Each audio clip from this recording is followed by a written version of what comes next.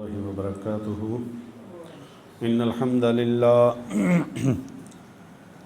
الحمد لله نحمده ونستعينه ونستغفره ونعوذ بالله من شرور أنفسنا ومن سيئات أعمالنا.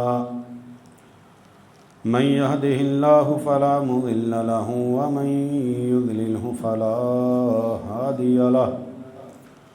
أشهد أن لا إله إلا الله وحده لا شريك له وأشهد أن محمدا عبده ورسوله.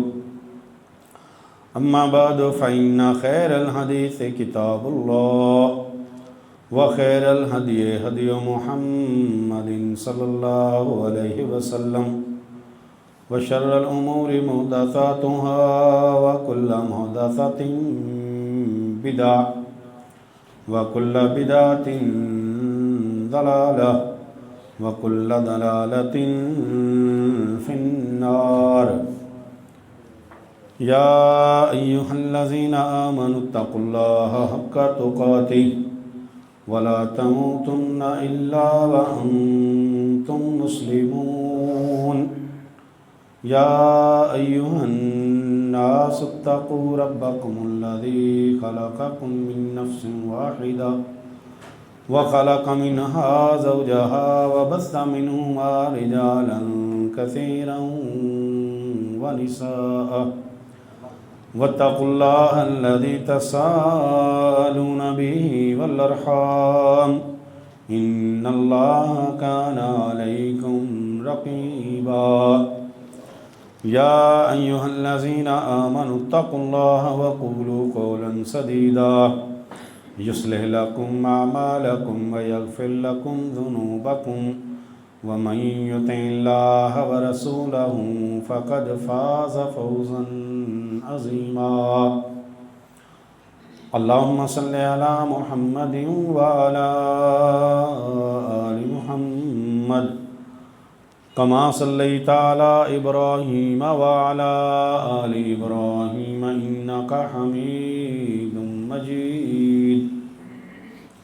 اللهم بارك على محمد وعلى آل محمد كما باركت على إبراهيم وعلى آل إبراهيم إنك حميد مجيد. رب اشرح لي صدري ويسر لي أمري واحلل عقدة من لساني يفقهوا قولي. رب زدني علما. قال الله تبارك وتعالى في كتابه المجيد. أعوذ بالله السميع العليم من الشيطان الرجيم. بسم الله الرحمن الرحيم. من عمل صالحا من ذكر أو أنثى وهو مؤمن فلنحيينه حياة طيبة ولنجزينهم أجرهم بأحسن ما كانوا يعملون. رمضان المبارک کے ختم ہونے کے بعد پہلا جمعہ ہے. رمضان کی ہماری روٹین عبادات کی معاملات کی بڑی اچھی اور بڑی خوبصورت اللہ رب العالمین کی نظر میں بڑی پسندیدہ رہی ہوگی. کوئی بڑی بات نہیں ہے کہ رمضان المبارک میں بندہ اپنی روٹین درست کر لے. اللہ کی طرف سے ہی بڑی رحمتیں ہوتی ہیں. بندے میں تھوڑا سا بھی ایمان ہو تو رمضان میں اس کی روٹین بن ہی جاتی ہے. اصل مسئلہ یہ ہے، بات یہ ہے کہ رمضان کی ہماری بنی ہوئی روٹین، ہماری عبادات کا تسلسل، نمازوں کا تسلسل، تلاوت قرآن کا تسلسل، اذکار، صدقات و خیرات، زبان بندی، غیبتوں سے، جھوٹ سے، بے حیائی کی باتوں سے، نافرمانی اور بغاوت والی اللہ رب العالمین کی جو بغاوت اس کی باتوں سے ہم کیا پکے پکے رکے ہیں، یا رمضان ختم ہوتے ہی وہ پہلے والی 11 مہینے والی روٹین ہماری آ گئی؟ ہم نے رمضان کا فلسفہ سنتے زندگیاں گزار دی۔ رمضان کا یہ فلسفہ ہے، رمضان کا یہ مقصد ہے، روزوں کا یہ اللہ تبارک تعالیٰ کی طرف سے مقصد ہے۔ لعلکم تتقون، جو بھی خطیب کہیں پہ خطابت کرتا ہے رمضان میں یہ آیت ضرور پڑھ، لعلکم تتقون۔ لیکن یہ جو تتقون ہے، یہ جو تقوی ہے، کیا اس کا تعلق صرف رمضان کے مہینے کے ساتھ ہے؟ اگر تو میرے بھائی ہم صرف رمضانی مسلمان ہیں نا، رمضان کے مسلمان، تو پھر بھائی ہم اللہ تبارک و تعالیٰ کی نظر میں کوئی مومن نہیں ہے، ایمان نہیں ہم۔ آپ دلیل ڈھونڈنے نکلیں، آپ کوئی دلیل نہیں ایسی ڈھونڈ سکتے کہ جس میں آپ یہ ثابت کر دیں کہ آپ ایک رمضان کا مہینہ ٹکا کے لگا لیں عبادات میں، بڑی تگ و دو کر لیں، بڑی کوشش کر لیں، تو بس آپ کے رمضان کا ایک مہینہ ہی آپ کو بخشوا لے گا۔ اللہ کی قسم کوئی ایسی دلیل نہیں۔ نبی علیہ الصلوۃ والسلام نے اپنے ایک صحابی کو باقاعدہ فرمایا، میرے صحابی لا تکن کرجل، کہیں تیرا حال اس بندے جیسا نہ ہو جائے کہ جس نے بڑے شوق ذوق کے ساتھ تہجد کی نماز شروع کی، فتارہ کا چند دن اس کو جوش رہا، تہجد پڑھتا رہا، اللہ سے مناجات کرتا رہا، اللہ سے باتیں کرتا رہا، اللہ کو مناتا رہا، اور چند دن کے بعد اس کو چھوڑ دیا۔ نہیں، پیارے نبی پاک صلی اللہ علیہ وسلم نے فرمایا تو اس بندے کی طرح نہ ہو جائے۔ اللہ کو ایسی عبادتیں پسند نہیں ہیں، بلکہ نبی علیہ الصلوۃ والسلام نے فرمایا احب الاعمال الی اللہ ادومھا، اللہ کے نزدیک جو محبوب ترین اعمال ہیں نا، وہ ہیں جن پر دوام اختیار کیا جائے، جن پر ہمیشگی اختیار کی جائے۔ ہماری ہمیشگی کس چیز میں ہے؟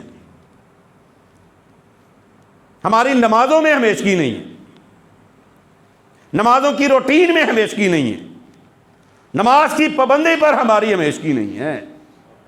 باقی بڑے بڑے اعمال، قرآن کی تلاوت لمبی، پورے جناب رمضان میں 3 قرآن ماشاءاللہ بھائیوں نے خبر دی، بتایا کہ الحمدللہ 3 قرآن مکمل پڑھے ہیں، بڑی اچھی بات ہے، بڑا اجر ہے اس کا۔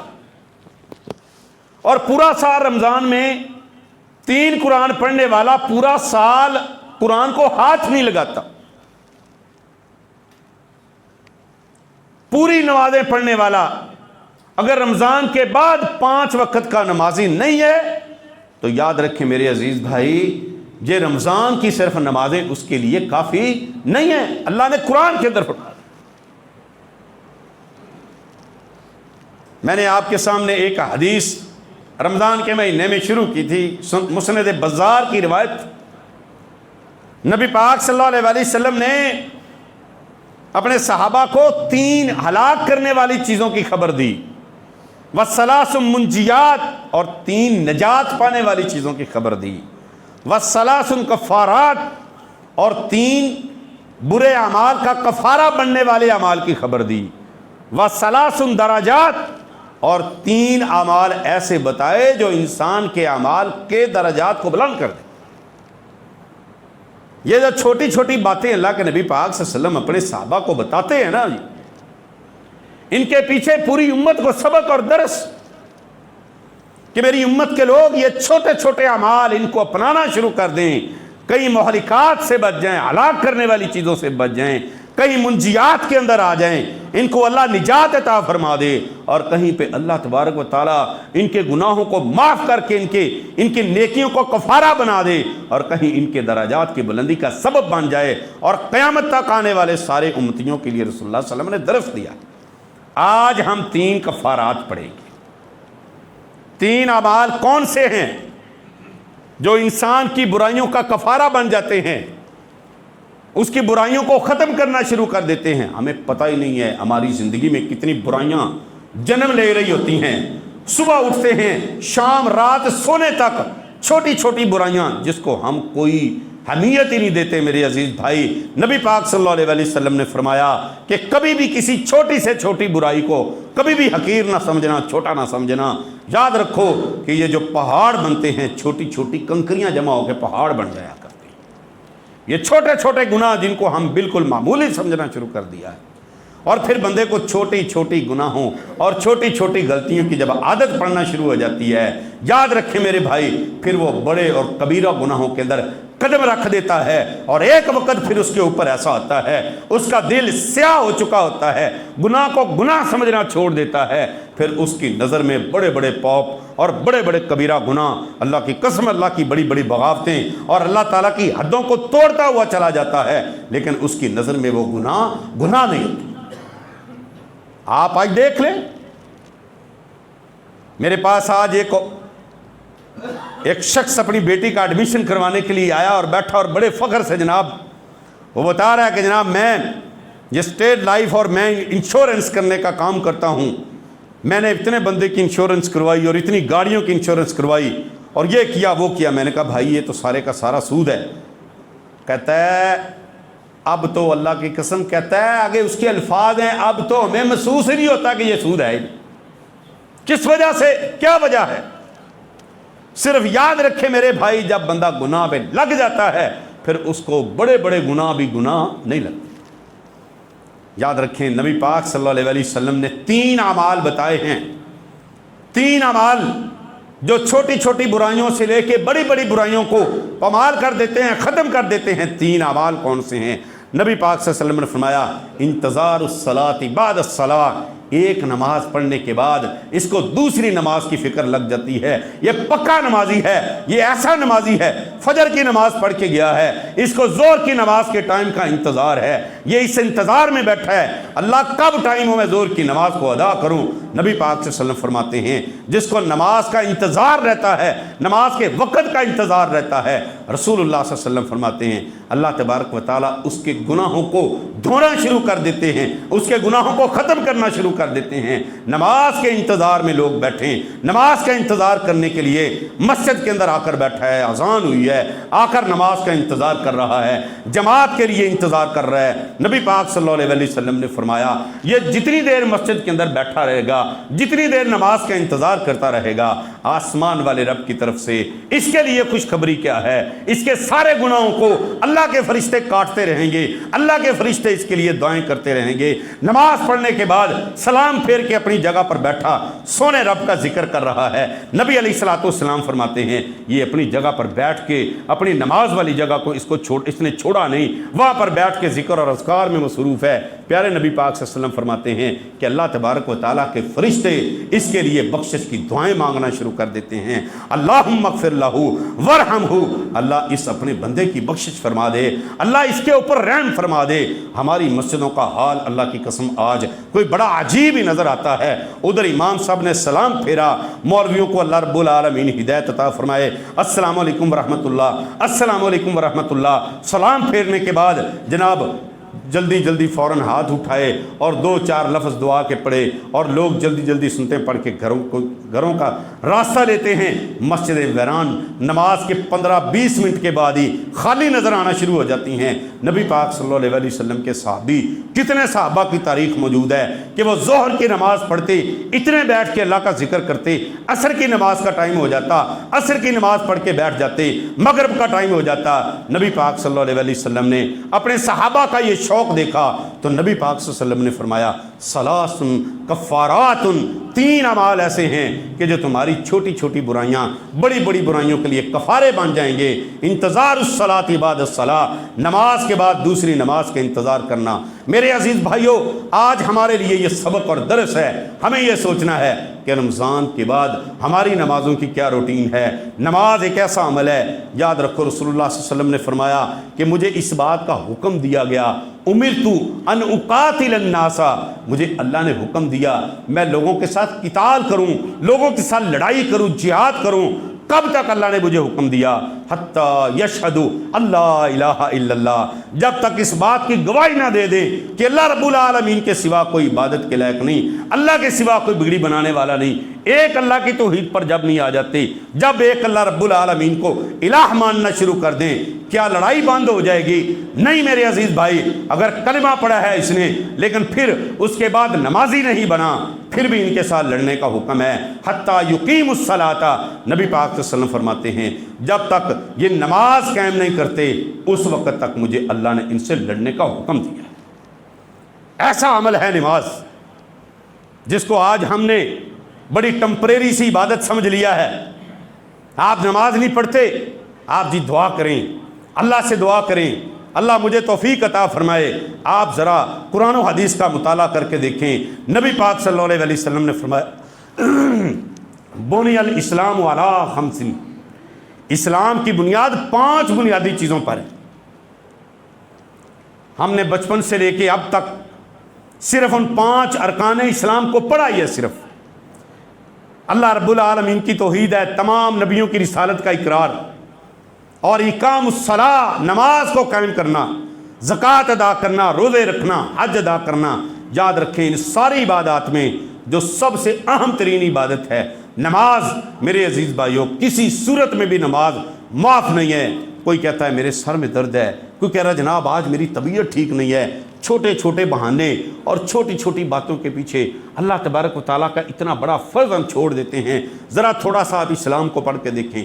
नबी पाक सल्लल्लाहु अलैहि वसल्लम मैदान जंग के अंदर खड़े हुए हैं, जंग जारी है, दुश्मन सामने खड़ा हुआ है, नबी पाक सल्लल्लाहु अलैहि वसल्लम के सहाबा के लाशें गिर रहे हैं, उधर दुश्मन बड़ा तगड़ा और सख्त और ख़तरनाक दुश्मन, सामने नबी पाक सल्लल्लाहु अलैहि वसल्लम के सहाबा, अल्लाह अकबर, खून के फवारे निकल रहे हैं।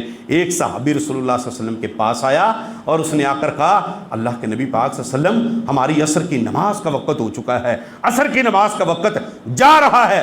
नबी पाक सल्लल्लाहु अलैहि वसल्लम ने जब ये बात सुनी आपकी आंखों से आंसू जारी हो गए।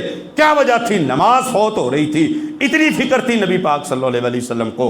प्यारे नबी पाक सल्लल्लाहु अलैहि वसल्लम ने फरमाया मेरे सहाबी, अब लड़ाई का वक़्त है, हम क्या कर सकते हैं? मेरे सोने रब ने जिब्राईल अलैहिस्सलातु वस्सलाम को भेजा, फरमाया जाओ जाके मेरे नबी पाक सल्लल्लाहु अलैहि वसल्लम को बता दें। और यह पूरी उम्मत के लिए इस सबक है कि नमाज मैदान जंग हो, लड़ाई खतरनाक हो, दुश्मन आपके सामने खड़ा हो, आपके लाशें गिर रहे हों, आपके खून के फवारे निकल रहे हों, नमाज इस सूरत में भी माफ़ नहीं है। उठाएं कुरान मजीद की आयत को, प्यारे नबी पाक सल्लल्लाहु अलैहि वसल्लम पर अल्लाह तबारक व तआला ने आयत नाज़िल फरमा दी।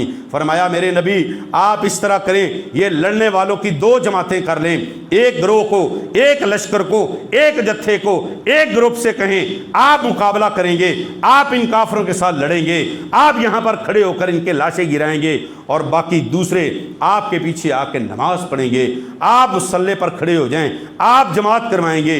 एक रकत पढ़ने के बाद ये लोग चले जाएंगे, उनको लड़ाई वालों के सामने उनको खड़ा कर दें, बाकी जो लड़ रहे थे वो दूसरी रकत आकर वो पढ़ लेंगे। नबी पाक सल्लल्लाहु अलैहि वसल्लम इमाम 2 रकतें पढ़ाएगा और जो इनके मुक्तदी मुजाहिद हैं, जो जिहाद करने वाले हैं, वो एक एक रकत पढ़ेंगे। मुझे बता तो सही, क्रिकेट के मैदान में खड़े होने वाले भाई और जनाब अपनी दुकान पर बैठने वाले भाई, अपनी नौकरी और जॉब पर खड़े होने वाले मेरे भाई, और अपनी दुकान के ऊपर अपने गाहकों के इंतज़ार में बैठने वाले और गाहकों की खराबी क्या डर महसूस करने वाले, तेरे और मेरे पास क्या बहाना है? अल्लाह की कसम आप इस्लाम को पढ़ के देखें। इस्लाम के अंदर अगर सबसे ज़्यादा अहमियत अगर किसी इबादत की है मेरे भाई, वो नमाज है। नबी पाक सल्लल्लाहु अलैहि वसल्लम ने किसी मरीज़ को भी नमाज छोड़ने की इजाज़त नहीं दी। सुभान अल्लाह, कुर्बान जाएं सहाबा किराम पर। नबी पाक सल्लल्लाहु अलैहि वसल्लम के पास वो ایک صحابی عبداللہ ابن مکتوم رضی اللہ تعالیٰ عنہ، وہ ہم نے ساری عمر ان کی تاریخ کو پڑھا ہے، نبی پاک صلی اللہ علیہ وسلم کے پاس آئے اور آ کر کہنے لگے اللہ کے نبی صلی اللہ علیہ وسلم مجھے نماز گھر پڑھنے کی اجازت دے دی جائے۔ جی کیوں آپ گھر پڑھنے کی اجازت مانگ رہے ہیں؟ اس کے عذر دیکھیں، کہنے لگا انا ضریر البصر، سب سے پہلا عذر میں نبینا شخص ہوں، ہاں دوسرا عذر میرا گھر مسجد سے بڑی دور ہے، تیسرا عذر لیس لی قائد یقودنی الی المسجد، میرے پاس کوئی مسجد میں لانے والا میرا بیٹا نہیں ہے، میرا کوئی چھوٹا بھائی نہیں ہے، میرا کوئی غلام نہیں ہے جو پکڑ کے مجھے مسجد میں لے جائے۔ تیسرا عذر یہ ہے۔ چوتھا عذر سنیں، کہنے لگے میرے گھر کا اور مسجد کا جو درمیانی راستہ ہے اللہ کے نبی صلی اللہ علیہ وسلم وہ اتنا خطرناک ہے، وہاں پر موذی جانور پائے جاتے ہیں، کوئی آئے گا مجھے آ کے نگل لے گا، مجھے قتل کر دے گا، مجھے مار دے گا۔ نبی پاک صلی اللہ علیہ وسلم کے اس صحابی کے 5 یا 6 عذر نبی علیہ الصلوۃ والسلام کے سامنے جب اس نے پیش کیے، رسول اللہ صلی اللہ علیہ وسلم نے فرمایا ٹھیک ہے عبداللہ تیرا عذر بالکل درست ہے، چلا جا، ٹھیک ہے تو نماز گھر میں پڑھ لینا، نماز نہ پڑھنے کی تو اجازت لینا تو دور کی بات ہے، گھر میں نماز پڑھنے کی اجازت عبداللہ ابن مکتوم رضی اللہ تعالیٰ عنہ نے نبی پاک صلی اللہ علیہ وسلم سے عذر پیش کی۔ اللہ کی قسم آپ ذرا غور کریں، ہماری جنازہ نکل گیا ہماری غیرت کا، کون سا ایسا عذر ہمارے پاس ہے؟ ان 5 عذر جو میں نے آپ کو گنوائے ہیں کوئی ایک عذر بتا دے میرے پاس یہ عذر ہے، کوئی عذر نہیں ہے، اس کے باوجود مسجد خالی نظر کیوں آتی ہیں؟ عبداللہ ابن مکتوم کو نبی پاک صلی اللہ علیہ وسلم نے کہہ دیا ٹھیک ہے گھر میں نماز پڑھ لینا، ابھی چلے ہی تھے آسمان والے رب نے کہا پیارے نبی پاک صلی اللہ علیہ وسلم جبریل جاؤ نبی پاک صلی اللہ علیہ وسلم کے پاس۔ جبرائیل علیہ السلام آئے اور فرمایا پیارے نبی آپ اللہ کے رسول ہیں، آپ اللہ کے آخری پیغمبر ضرور ہیں، آپ کی شان بڑی اعلیٰ اور عرفہ ہے، آپ کا نام بڑا اونچا ہے، آپ امام الانبیاء ضرور ہیں، لیکن میرے رب نے شریعت اپنی طرف سے بنانے کی اجازت آپ کو بھی نہیں دی ہے۔ نبی پاک صلی اللہ علیہ وسلم کو جبرائیل علیہ السلام اللہ کا پیغام کیا سناتے ہیں؟ بلائیے اپنے اس عبداللہ ابن مکتوم صحابی کو بلائیے، آسمان والے رب کا پیغام سنائیے۔ ہاں میرے عزیزو، شریعت اپنی طرف سے بنانے کی اجازت نبیوں کو بھی نہیں ہے، آسمان والے رب نے حکم دے دیا پیارے نبی پاک صلی اللہ علیہ وسلم کو عبداللہ ابن مکتوم واپس آؤ۔ جی اللہ کے نبی صلی اللہ علیہ وسلم فرمایا میں نے تو شفقت کرتے ہوئے تجھے اجازت دے دی تھی، میرا رب آپ کی میری دی ہوئی اجازت کو واپس لیتا ہے، میں شریعت نہیں بنا سکتا، مجھے اجازت نہیں ہے شریعت کے اندر کوئی بات ڈالنے کی۔ میرا رب کہتا ہے جبریل نے مجھے پیغام دیا کہ تو اگر اذان کی آواز تیرے کانوں میں جاتی ہے فَأَجِبْهُ، پھر تجھے مسجد میں آ کے نماز پڑھنی پڑے گی۔ بتا میرے بھائی کون سا بہانہ ہے؟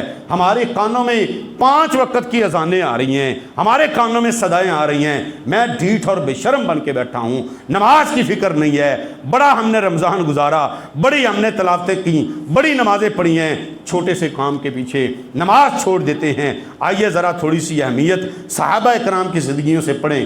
نبی پاک صلی اللہ علیہ وسلم کے ایک صحابی روم کی جنگ کے اندر شامل تھے، رومی جنگ بڑی خطرناک جنگ تھی، اس صحابی کا بیٹا 17-18 سال کا بیٹا تھا، وہ جناب جنگ کے اندر قیدی ہو گیا، رومی فوج قید کر کے مسلمانوں کو، مجاہدین کو، رسول اللہ صلی اللہ علیہ وسلم کے صحابہ اور ان کے لخت جگروں کو قید کے اندر لے کر چلے گئے۔ ایک صحابی کو دیکھا، نبی پاک صلی اللہ علیہ وسلم کے صحابہ نے دیکھا کہ وہ جناب روئے جا رہے ہیں، دلاسا دینے والوں نے کہا او بھائی یقیناً آپ کا لخت جگر آپ سے جدا ہوا ہے، آپ پریشان نہ ہوں، اللہ اکبر، یہ تکلیف پوچھیں ان سے جن کا بیٹا گم ہو جائے، ماں کی نیندیں ختم ہو جاتی ہیں، باپ اللہ کی قسم بیچارہ جیتا جی مر جاتا ہے، ہاں وہ بیچارہ رو رو کے اپنا برا حال کر لیتا ہے، پاگل ہوتے بندے دیکھے ہیں، دنیا کے اندر سے رخصت ہوتے بندے دیکھے ہیں۔ بیٹے کی جدائی کے اندر یعقوب علیہ السلام کی آنکھیں ختم ہو گئی تھیں، بیٹا جدا ہو گیا تھا، یہاں پر رومی فوج اس بیٹے کو، نوجوان کو، 17-18 سال کے بچے کو جناب وہ قید کر کے لے گئی۔ صحابی سجدے میں پڑھ کے رو رو کے رب سے دعائیں کرتا ہے، پوچھنے والا پوچھتا ہے کیا ہوا بڑے روتے ہو، کیا مسئلہ ہے؟ کہنے لگے کیا بتاؤں، مجھے اس کی جدائی کی فکر نہیں ہے، مجھے اللہ کی قسم اس کی نمازوں کی فکر ہے۔ 8 سال کا تھا، 7 سال کا تھا، میں اس کو مسجد میں انگلی پکڑ کے لے کے جاتا تھا، میں اس کو مسجد کا راستہ دکھاتا تھا۔ مجھے فکر اس بات کی ہے کہ جناب 10 سال کا بچہ ہو گیا تھا، میں نبی پاک صلی اللہ علیہ وسلم کی حدیث پر عمل کرتے ہوئے میں اس کو مارا کرتا تھا، نماز نہیں چھوڑنی، میں نے کبھی اس کی 1 رکعت بھی ضائع نہیں ہونے دی، میں نے اس کو نمازی بنایا۔ آج مجھے فکر ہے، مجھے یاد ہے میرے بیٹے نے میرے ساتھ رہتے ہوئے کبھی زندگی میں 1 رکعت بھی قضا نہیں کی ہے، جماعت کے ساتھ میرا بیٹا میرے ساتھ کھڑے ہو کے نماز پڑھتا تھا۔ مجھے اس وقت فکر ہے وہ دشمن کی قید میں ہے، میں روتا ہوں، رب سے دعا کرتا ہوں اس کی نمازوں کا کیا ہوگا، مجھے فکر اس کی نماز کی ہے۔ بتا مجھے، آج تجھے اور مجھے اپنے بچوں کے سکول کی بڑی فکر ہے، آج آپ اور مجھ کو ان کی ڈگریوں کی بڑی فکر ہے۔ کتنی فکر ہے آپ کو اور مجھے اپنے بچوں کی نمازوں کی کتنی فکر ہے؟ اور صبح و فجر کی نماز میں آرام سے اٹھ کے آنے والا بیٹے کو، جوان کو، 10-12 سال کی عمر کے بچے کو، 18-20 سال کی عمر کے بچے کو نمازی باپ چھوڑ کے آ رہا ہے، غیرت کا جنازہ نکل چکا ہے، نہیں پتا اس کو اس کے رب نے کل قیامت والے دن اس کو مجرموں کے کٹہرے میں کھڑے کر لینا ہے۔ یہ صحابی کہتا ہے جناب اس کے بعد پھر صحابہ نے مجھے کہا ہم دعا کرتے ہیں اللہ تیرے بیٹے کی نمازوں کی حفاظت کرے گا۔ فکر بیٹے کی نہیں تھی، بیٹے کی نمازوں کی فکر تھی۔ پہاڑ پر چڑھ کے کہتے ہیں روم کی سائڈ پہ منہ کر کے ہر نماز کی ٹائم پہ میں کہتا الصلاۃ یا بنیا، ہے میرے بیٹے نماز کا ٹائم ہو گیا، نماز کا ٹائم ہو گیا، نماز پڑھ لے۔ آسمان والے رب سے دعا کرتے اللہ تو قادر ہے اس بات پہ میری آواز کو میرے بیٹے کے کانوں تک پہنچا دے، قید میں ہوگا، اذانیں نہیں ہوتی روم کے اندر، رومی فوج گندی فوج ہے، یہ بے ایمان ہے اللہ، یہ نماز کا ٹائم نہیں بتائیں گے، یا اللہ میرے بیٹے کو نماز کا ٹائم بتا دے۔ جناب اس کے بعد قیدیوں کو چھڑا کر جب لے کر آئے، بیٹے سے سب سے پہلا سوال کیا کیا؟ بول میرے بیٹے بتا تیری نمازوں کی حالت کیا رہی ہے؟ یہ نہیں پوچھا بتا مجھے تیرے جسم پہ زخم کتنے آئے ہیں، مجھے بتا تیری جناب وہاں پہ انہوں نے تجھے سزا کون کون سی دی ہے، نہیں پوچھا، پہلا سوال کرتے ہیں بتا میرے بیٹے تیری نمازوں کی حالت کیا تھی؟ فکر تھی کہیں میرے بیٹے کی نماز نہ فوت ہو گئی ہو۔ بیٹا کہتا ہے ابا جان نماز کا ٹائم ہوتا تھا، کوئی غیبی آواز آتی تھی، نماز کا ٹائم ہو گیا ہے، میں نماز پڑھ لیتا تھا، اللہ کے فضل سے میری ایک بھی نماز ضائع نہیں ہوئی۔ اللہ کی قسم میرے عزیز بھائیوں آج اپنے بچوں کی فکر کر لیں۔ ہاں یاد رکھیں اگر ہم نے اپنے بچوں کو آج نمازی نہ بنایا، ان سے کوئی اچھی توقع نہ رکھیں، یہی بچے کل کو یہ بدماش بننے والے ہیں، یہی کل کو بغاوتیں کرنے والے ہیں۔ اللہ اکبر، میں نے ایک واقعہ پڑھا، ایک بچے کو جناب کٹہرے میں کھڑا کیا، جج صاحب نے اس کو سزائے موت کا آرڈر کر دیا، یہ چوریاں کرتا تھا، بدماشیاں کرتا تھا، کئی گناہ تھے اس کے۔ اس نے کہا یہ جناب جج صاحب میرے ساتھ میری ماں کو کھڑا کرو، میری ماں کے بھی آرڈر جاری کرو، سب سے پہلے میری ماں کو لٹکاؤ اس پھانسی کے پھندے پہ۔ کہنے لگے لوگ ظالم ہے تو، ماں کا دشمن ہے۔ کہنے لگا نہیں، ماں کا دشمن میں نہیں، ماں میری دشمن ہے۔ پہلے دن میں ایک انڈا چوری کر کے لایا تھا، میری ماں نے مجھے شاباش دی، اس کے بعد میں شیر اور دلیر ہو گیا، میری ماں بھی بے نماز، میں بھی بے نماز، میں بھی دین سے دور، ماں بھی دین سے دور۔ آج یہ دن مجھے میری ماں کی گندی تربیت کی وجہ سے دیکھنا پڑ رہا ہے۔ میرے عزیزو یہ آج آپ کے اور ہمارے جو لختے جگر ہیں ان کو اللہ کے لیے نمازی بنا لیں۔ اللہ کی قسم اللہ رب العالمین ان کے لیے آسانیاں فرما دے گا، اللہ تبارک و تعالیٰ ان کے راستے آسان کر دے گا۔ میرے عزیزو یاد رکھو نبی پاک صلی اللہ علیہ وسلم کے صحابہ اپنے بچوں کی تربیت نمازوں پہ کرتے تھے۔ عمر بن عبدالعزیز رحمۃ اللہ علیہ کا نام آپ نے سنا ہے، بڑے جناب بہترین حکمران تھے، عمر ثانی ان کو بولا جاتا تھا۔ ان کے باپ عبدالعزیز مصر کے گورنر ہیں، بیٹا عمر چھوٹا ہے، چھوٹی عمر میں جناب استاد کے حوالے کیا، اس کی جناب تربیت کریں، اس کو دین کی تعلیم پڑھائیں۔ عمر بن عبدالعزیز رحمۃ اللہ علیہ 7-8 سال کی عمر میں تھے، کافی دنوں کے بعد استاد ملا عبدالعزیز رحمۃ اللہ علیہ کو، پوچھا بتائیے میرے بیٹے کی تربیت کیسی ہے؟ کہنے لگے جب سے آپ بیٹے کو چھوڑ کے گئے ہیں سوائے ایک رکعت کے آپ کا بیٹا کبھی تکبیر تحریمہ سے پیچھے نہیں رہا۔ آپ کے بیٹے کی تربیت تو آپ نے بڑی کمال کی ہے، کمال کا بیٹا ہے، ایک رکعت رہی ہے۔ باپ عبدالعزیز پوچھتا ہے عمر تیری ایک رکعت کس وجہ سے رہی ہے؟ کہنے لگے ابا جان وضو کر کے نکلا تھا، شیشے پہ نظر پڑی، میرے بال بکھرے ہوئے تھے، میں نے کنگا پکڑا اور بالوں کو درست کرنے لگ گیا، اسی وجہ سے میری نماز کی ایک رکعت چلی گئی۔ باپ نے بالوں سے پکڑ لیا، نائی کو بلوایا، اس کے سارے بال اتروا دیے، کہا جو بال تیرے نماز کے آڑے آتے ہیں ان کا تیرے سر پہ کیا کام ہے؟ پوری نماز ساری مجھے تیری تکبیر تحریمہ کے ساتھ چاہیے۔ انتظار الصلاۃ بعد الصلاۃ، نبی پاک صلی اللہ علیہ وسلم نے فرمایا ایک نماز کے بعد دوسری نماز کا انتظار کرنے والے کے لیے آسمان والا رب اس کے گناہوں کو معاف کر دیتا ہے۔ میرے عزیزو آئیے ہم بھی آج ایسے ہی والدین بن جائیں، اپنے بچوں کی جناب تربیت کے معاملے میں کوئی سستی نہ کریں۔ نبی پاک صلی اللہ علیہ وسلم نے فرمایا جب بندہ صبح کرتا ہے اگر فجر کی نماز جماعت کے ساتھ اس نے پڑھی ہے تو وہ طیب النفس ہے، اس کا نفس پاکیزہ ہے۔ اگر اس نے فجر کی نماز نہیں پڑھی تو یہ خبیث النفس ہے،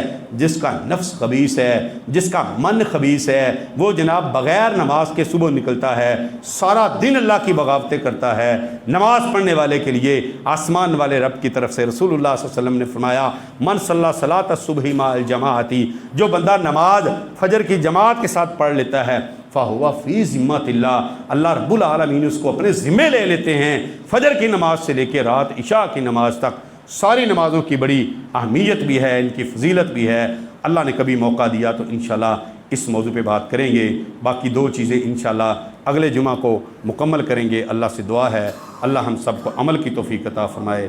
آخر دعوانا ان الحمدللہ۔